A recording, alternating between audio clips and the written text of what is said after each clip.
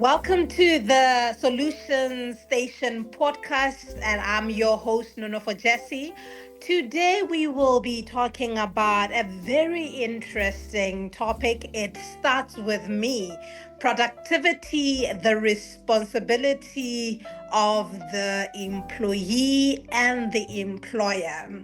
So, with me today, we have Mr. Frank Rakomo, who will be dissecting this topic with me so that we are able to see what are some of the solutions that we could potentially come up with to improve the productivity matter in this nation of ours, being Botswana.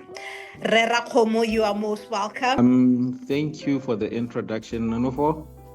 Uh, like you've said, in front of us, we have a very important topic. We are trying to bring it down to the level of the individual, to the level of the employers, starting with the small businesses to big corporates. We are trying to come up with solutions that it really would take us forward, because this is a topical subject of productivity, or the lack of productivity or low productivity in Botswana. But what does it mean for me as an employee, and what also does it mean for me as an employer? So that is where we're trying to come in and try to just give a background and a breakdown that will help to put everything into perspective and help us improve our productivity. Awesome, awesome. Now, as a way of introduction, can you share with our listeners who Frank is? What is Frank's background and why productivity? Why such an interest in this subject? For me, it stems from my work as an independent consultant, working with mainly with SMEs, and having identified some of the challenges that they face, working with them on issues of corporate strategy, the specific strategies like branding strategy, operation strategy, helping them formalize the operations. Some of them have been operating for 12 years, but they haven't formalized, and they create leakages in such a manner. So you look at some of these things, they create an environment where the employer doesn't have the necessary structure for cultivating productivity. And unknowingly to them as an employer, maybe the employee has some level of dissatisfaction or some needs that need to be met. And if they are not being met, or there are no structures for communicating such, then you have that level of low morale, reduced output, and that is what we call low productivity. So we are trying to identify the issues that are important for the employer to recognize as important to productivity, and also on the part of the employee, because this is a relationship between two entities. In that manner, I found that it's very important that we isolate and discuss the issue of productivity on its own, because it's very critical. Awesome. One of the things that I often tell people is, in working with SMEs as well, and trying to enhance the collaboration or the partnership, is that the employer the employer-employee relationship is really a partnership that is between these two parties, and we both need each other. One cannot do without the other. And that's why it's very critical and very crucial for us to be able to talk things out, communicate things out, and ensure that we are both on the same page and we are working towards the common goal. And with regards to the issue of productivity, I want us to just go back a bit in terms of us defining what is productivity in your own understanding, in your own words, and from there, what is the employee's responsibility towards productivity, and what is the employer's responsibility towards productivity? Okay. In defining productivity, you would say that it is a measure of doing work in a specific time period. And the work that you're talking about, some of it has got let's say, qualitative aspects, and the other aspect of the quantitative. Let's just give an example. Let's say you have a target to produce 300 bricks in a day. That is a quantity. It is set, and we will assume that all the material that you need, the inputs will be there to enable you to produce those 300 bricks in a day. And we know that it's a fair amount of bricks and time, as like in terms of in relationship to another. It's fair for you to be expected to produce that quantity within 8 hours. Then I will look at the issue of quality. Then quality would be, how good do they meet the standards? The bricks that you are producing. Let's say you are also producing a service. There's no physical goods. You are producing a service. How many customers are you supposed to see in a day? The quality of service you render to them, their feedback, that loop. That is how you define productivity. You can put a number to it, and also like a qualitative aspect to it. That is for it to meet the quality standards that you've set. It has to meet that. Like you have to give detail, and the employer has to define that. The management would have that codified, and that should be shared and communicated with the employee. And each party should know what is expected of each other. So that is the long and short of productivity. All right, so that is expected outcomes in the form of output or throughput. When work is done, this is what is expected of it in this manner in terms of quality within this time period. Yes. Awesome. The quantity aspect, the quality aspect, and there is a time factor to it. Yeah, so the time factor speaking to efficiency issues as well. Okay. Yes. Great. What have been some of the bottlenecks that employers and employees have been facing with regards to the productivity matter? Let's look at, let's say, a company. You've set out a company. It's a business that delivers products, let's say physical products or services to a certain market. Now, you know, as an employer or founder, what your objectives are, what inspired you to start that business.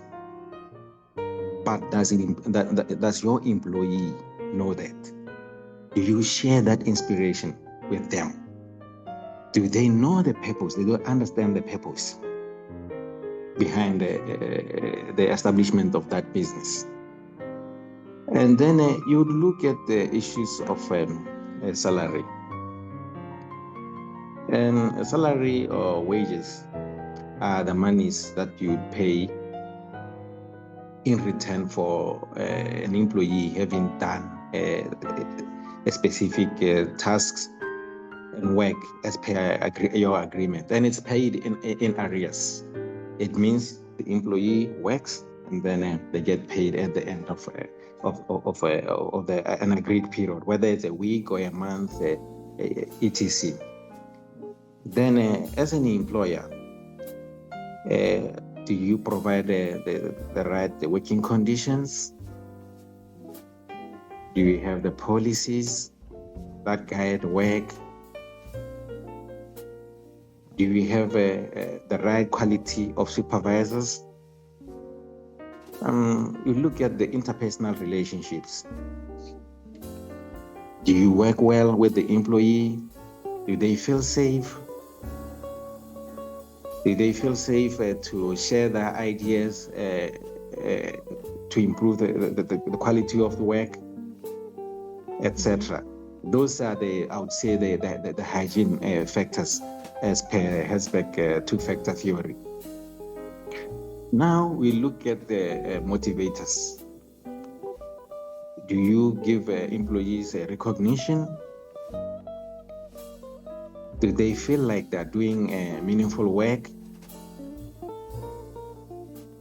Do you give them responsibility and accountability and let them thrive in coming up with the best solutions to delivering work?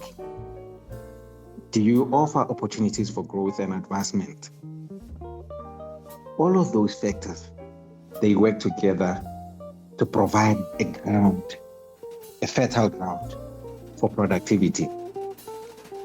Now, if there's an absence or there's no structure in relation to these two factors,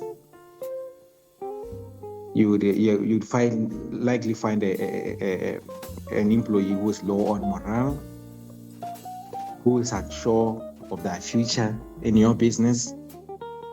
Will they get paid tomorrow?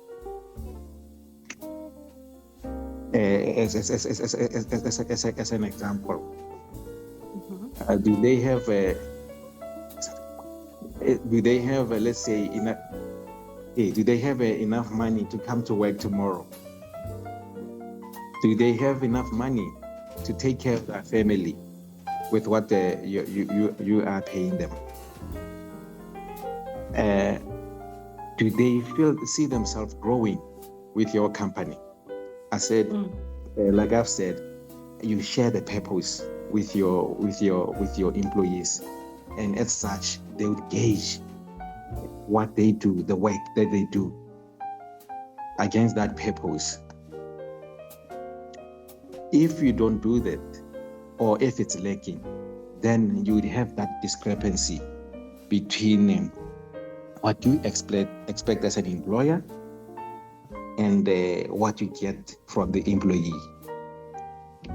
Now, if we look into on the aspect or on the part of the employer or of the employee has to have motivation and intention to work, because as an employer you can create all the necessary environment, pay the employee well, but if they don't have an intention to work and deliver on what was agreed upon, then you are going to have a challenge. So also it's on the employee to be inspired to deliver great performance, to apply themselves creatively, to care about your customer, because every business has got a customer, whether it's another business or any a bus driver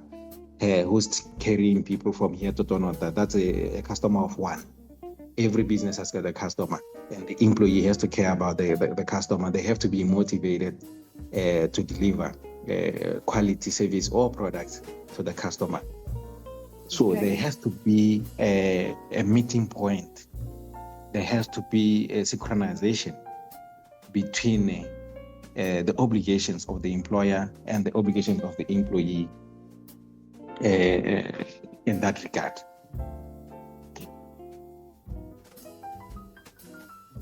All right. There are several things that you have spoken about, that you have touched on, that have stood out for me. And just to touch on a few from the employer's side, one of the elements that you described as being pertinent for the employer to do is the communication of the purpose, even the vision of the organization.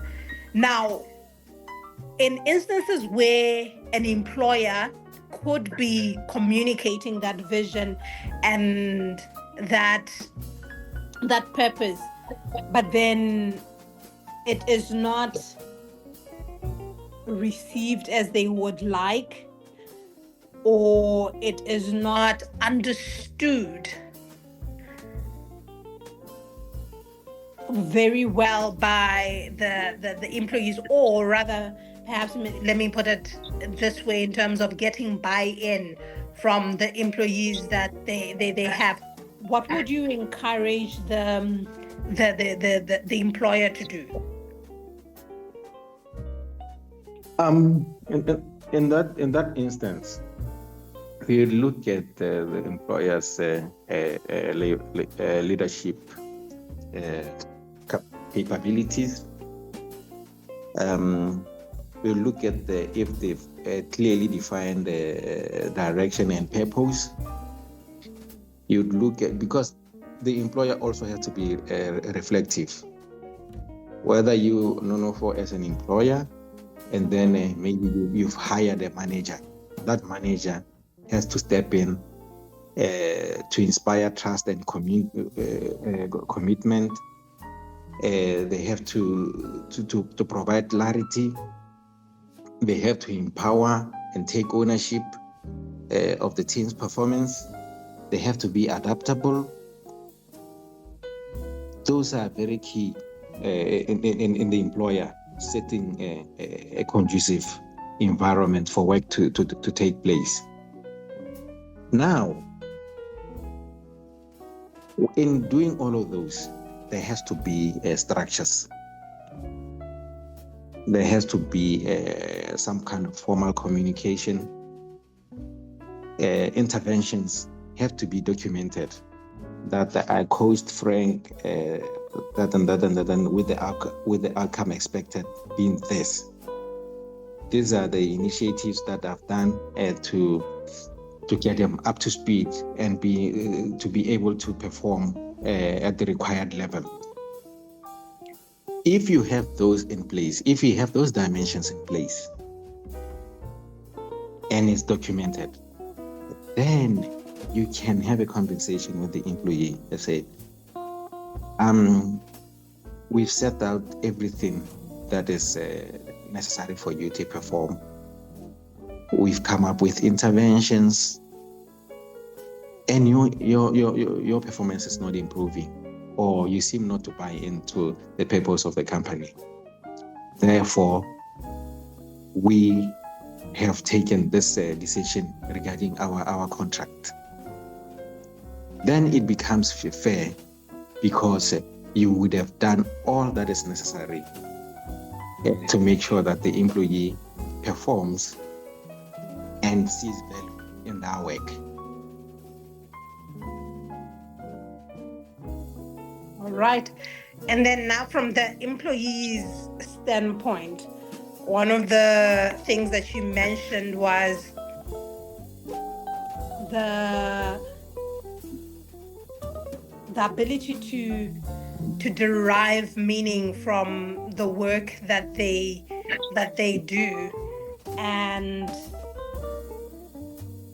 in the event that is not the case for the employee, given the nature of a certain company's business and so forth, how would you go about encouraging an employee to navigate that kind of situation? Because meaning is very subjective in this sense. I could believe as an employer that my business is providing meaningful services to its employees, or rather to the clientele that we are serving. And the employees that I have employed might not necessarily see it that way. Where is the point of conversion? How do we bring the employee to that realization, if at all that's not the sense that they're getting? How do we enable people to be in that frame of mind that the work that they're doing is meaningful to them? Because it varies really from person to person. Then in that instance, it would shine the light on the recruitment practices of the employer. You have to inspire, people have to aspire to work for your company from the outside, looking at your corporate culture, the value that you add to the shareholders, the value that you add to the customers, to society, etc. Now, that should draw them to say, I want to work for company XYZ because of these factors. So it's upon the individual at that stage to look at themselves as an employee and say, you know what were my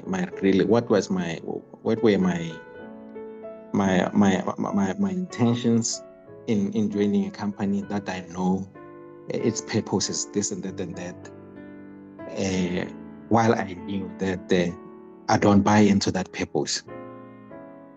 And from the point of view of the employer, they have to go back to the drawing board and say, you know, how do I help this employee refocus on the inspiration that drives us to serve a certain customer a certain way? How do we convince them that this is the right way to serve our customers, and it adds value to their lives, it adds value to their businesses?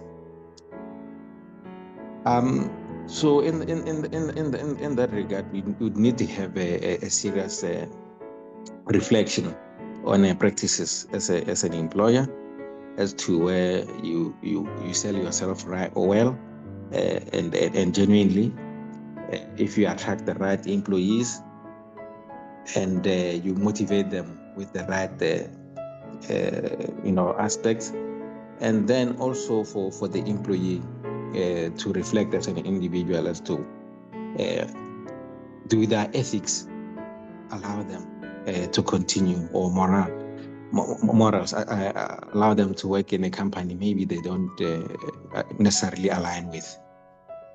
So in that regard, it's self-reflection on both ends, but at the end of the day, the employer has to take charge of the situation and see if it's salvageable in terms of just reorientating the employee and reinvigorating them into aligning with the purpose, or having a conversation about parting ways and in what manner, and also making sure that they do, as an employer, they don't fall into the same trap in the future.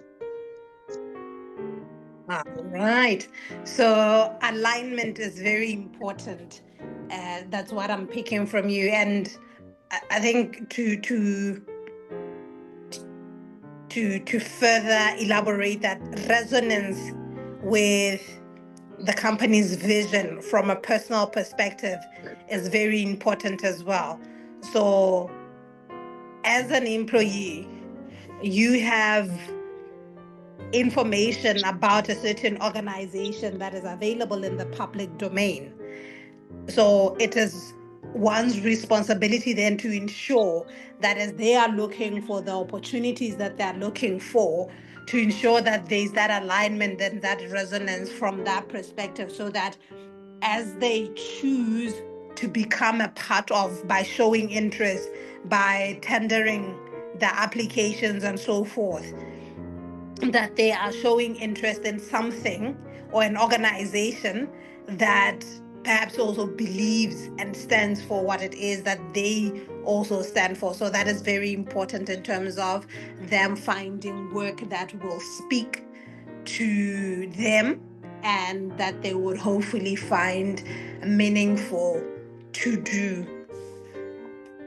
Now, this brings me to this very important point in terms of saying, when we realize that this employer is not serving me in terms of how I want to make myself useful or derive meaning from the work that I do, or even an employer perhaps saying that perhaps this employee is not necessarily aiding the organization in a way that we would have really loved, and we're able to have a meaningful relationship that is able to drive us to the common goal that brought us together. So, how then do we go about navigating those muddy waters, if I may call them that?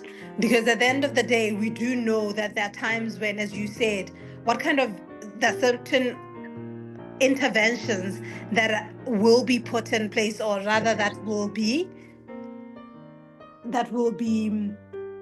considered by the organization or by both parties involved. And there are instances where even as interventions are explored, they might not necessarily work for both of the parties or either of the parties. What would you encourage in, or rather recommend or even advise in instances like this? First of all, you look at the role that the employee is currently occupying. Would maybe redesignation do the trick? Would it invigorate the enthusiasm, having to learn a new skill set in a new role? That challenge, would it maybe inspire them in some way? You are always looking into, before you come to the conclusion of maybe the termination of a contract at some point. You have to look at some solutions that maybe you can explore to try to find some kind of alignment and the renewal of purpose. You have to do this from a positive framework. Protect the integrity of and the reputation of the company. Ensure that there is a feedback loop regarding that employee, and also explore if other employees are feeling the same way. There has to be transparency and fairness in whatever decision that you make, whether you retain the employee or there is that separation.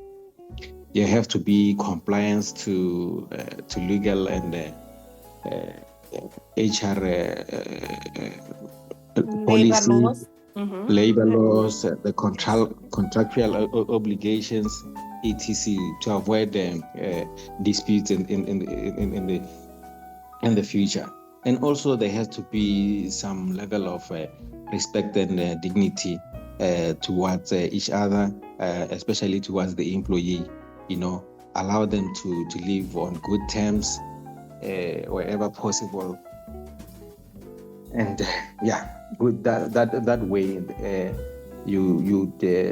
like preserve some kind of positivity about the experience. You learn something as an employer. You also look at your workforce.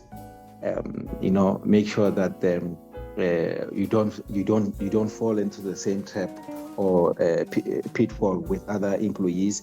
Make sure that the mistakes maybe that you encountered, or the shortcomings that you had that led to that employee having some kind of dissonance, it's not repeated, but you correct your mistakes if you've been doing some things wrong. And also like valuing the time, whether it's 6 months or 6 years that the employee that you have to part ways with has been with you, and separating on good terms. That is very important. Separating on a good note. Because as we always say, well, that those who are for not burning bridges, and those who are for burning bridges, because that is a road never to be taken again. But awesome. So in terms of your advice to companies who may be saying, well, we have been experiencing issues of productivity or low or poor productivity, even employees, what would your advice be to people who may find themselves in this predicament? I would advise them, starting with the employer, going back to the basics of HR. It would be great if they have the expertise in that regard. If not, that they can seek help outside the company through consultancy, etc.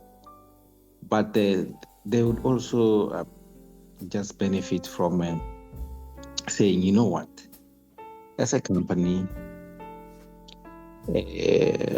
established to serve a certain purpose and working with people,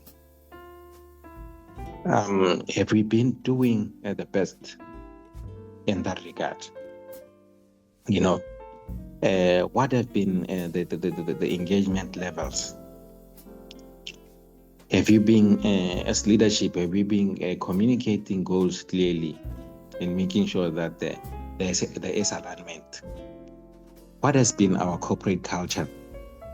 Does it encourage accountability and all the desirable factors that would drive productivity and realizations of our goals as an organization? We look into issues of investing in people. We look into our processes, the bottlenecks that are there. We look into, is it possible to leverage technologies to adapt certain practices and standards? What about the issues of employee engagement? Do we have loops for giving feedback, recognition, fostering teamwork, promoting that work-life balance that we always talk about? And also, do we also have structures for tracking productivity? Are there clear indicators? Are there any improvement milestones that we can target? How regular are our reviews? Do they feed into the structures, the operational structures, the business structures, the corporate structure? So with that holistic approach, you would hope that as an employer,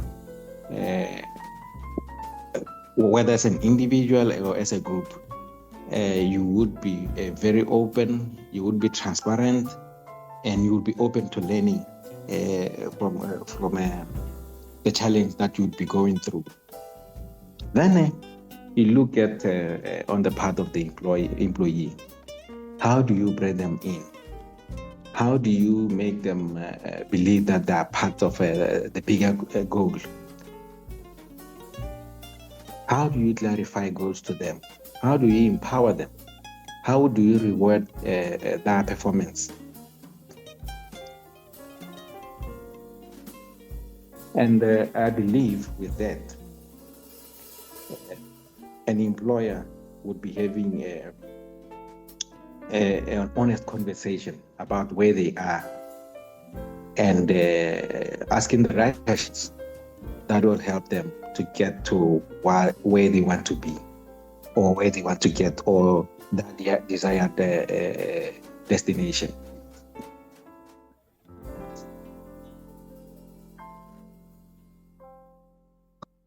Thank you for that. Now, did you touch from the employee standpoint in terms of what you would encourage the employees to do? From the employee, like I've said before, you would want to start with, you would want to have the right intention as an employee. You want to work for this and that company that is in this and that industry that produces this and that products or services. Do I believe in the value of what the company produces or the business produces and its impact? Do I believe it's positive on the customer, on society? It's also a self-reflection on the part of the employee, and they have to be honest. If they still believe in the purpose of the organization, then they would do all the right things and engage the business in conversations that will help them to address their needs as employees. You know what? I would feel come up with the discussion points. I would feel more engaged if I did this and that and that and that. I think we'll serve the customers better if we did this and that and that and that.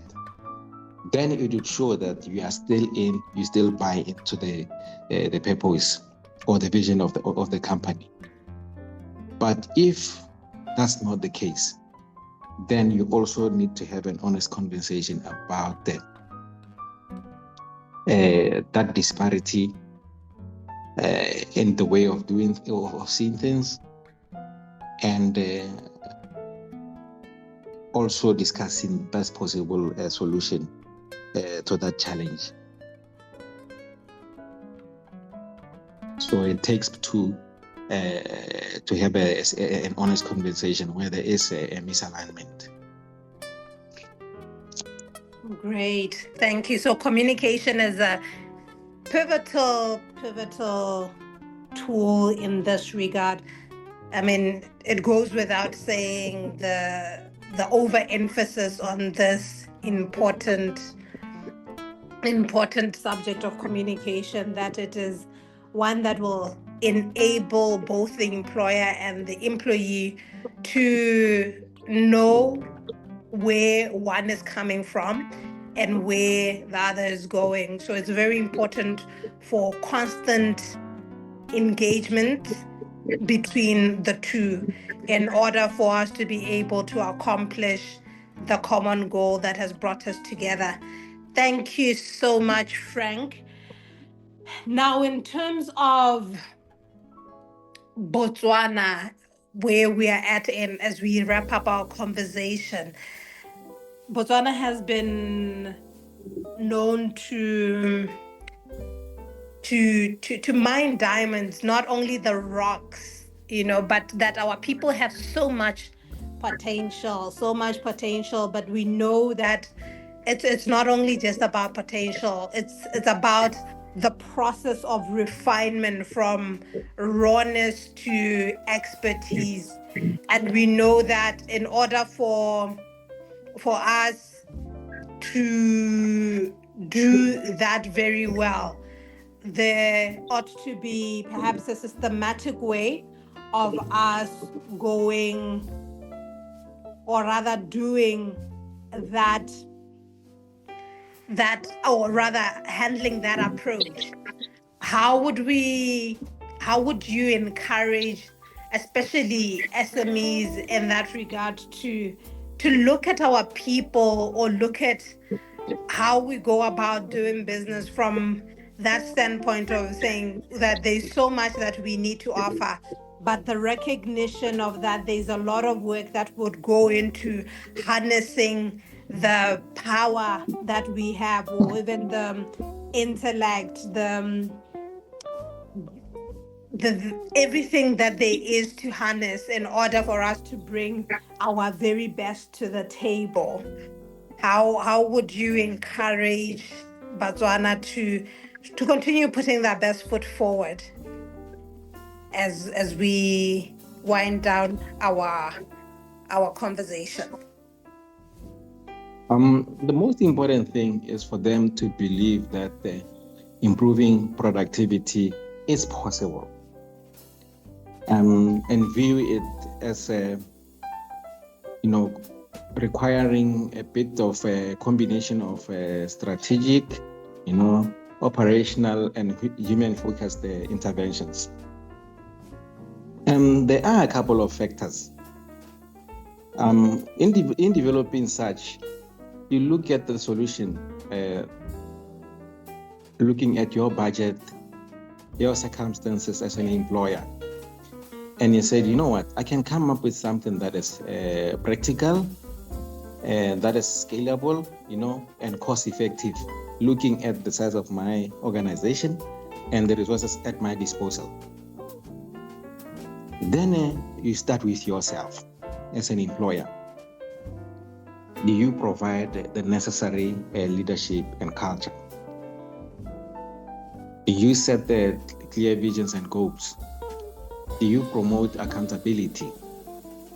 Do you have a continuous improvement mindset? If we have that, and we sell to your employees, then we are sowing seeds for prosperity. The second factor would be issues of looking at our people and how we can enhance productivity with them as a resource. Do we allocate enough financial resources in that regard? Do we invest in that training, even short-term training? Do we create clear roles with KPIs for them so that they know what their responsibilities are and the measurable targets that they have to attain? Do we use recognition programs, incentives, etc., to boost their morale and performance? Then we look into how we do things, which are our processes. Have we mapped those such that we eliminate the unnecessary steps and reduce bottlenecks? Where possible, have we automated some such that like it can do simple tasks and routine tasks faster? Do we have a standard operating procedures? Then we look at the other factors, such as our orientation towards the customer. Are we customer focused? How much value do you place on our customers? Whether it's a business customer or government is your customer, or you're saving the customer of one. Do we have feedback loops that will help us to improve our offerings based on the feedback that we get, etc. Do we have strategies for retaining our customers? It's a holistic business approach, not just looking at the HR, the humans, but we look at the whole, the entire 360, looking at the resources that we avail for work to be done, and make sure that everything is done optimally. We lead with optimum leadership. Our culture, our corporate culture, creates an optimal environment for work to be done. We avail all the necessary resources. We train our people. We inspire them to be creative. And lastly, we look at the issues of monitoring and measurement. You can do it in many ways. If maybe you have a sales team, you look at the number of sales per employee or the volume of sales. You look at the turnaround times per task.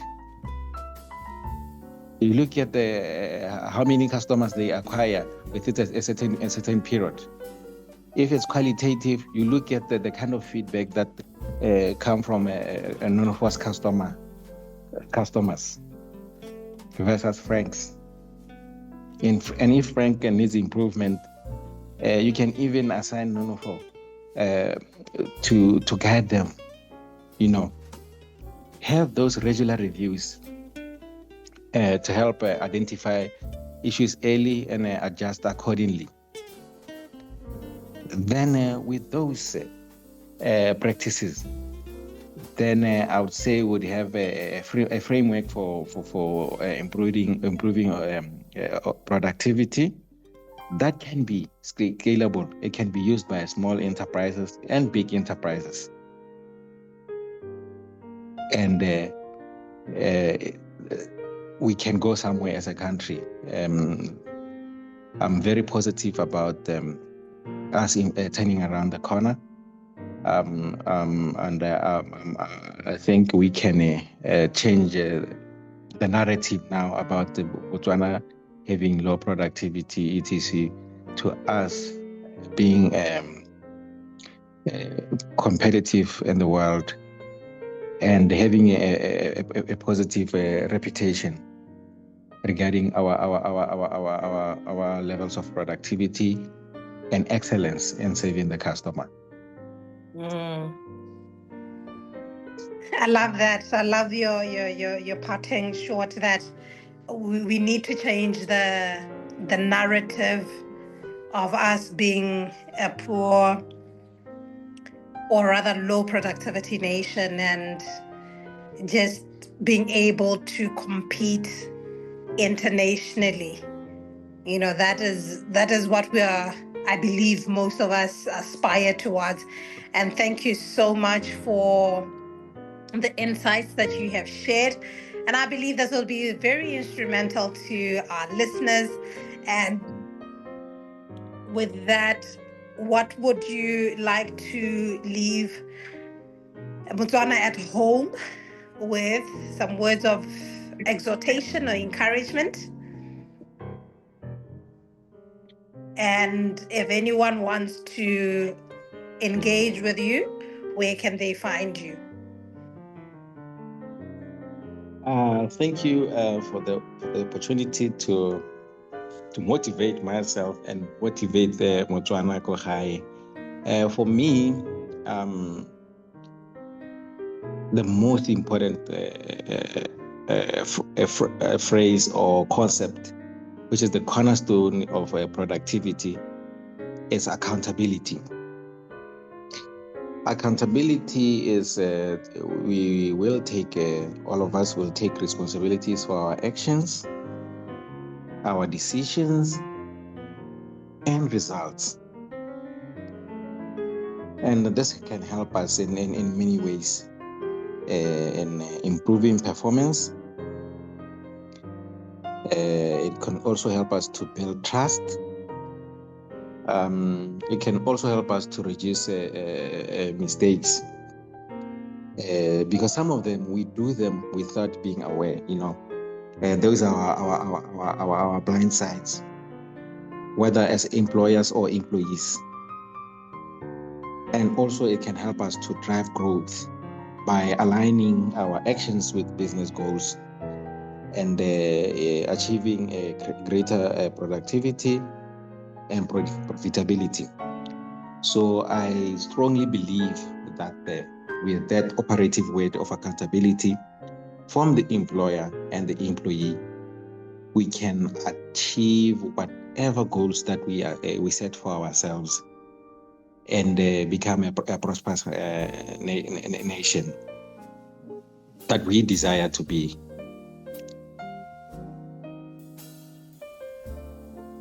Awesome. Thank you so much for joining us on the Solution Station podcast. It was an absolute pleasure having you. Once again, Nonofo Jesse is my name, the host of this podcast, and I believe that you will enjoy the episode and the rest that is coming. Thank you so much, Frank. Have a good one. Thank you for the opportunity, Nonofo, and have a great day and week.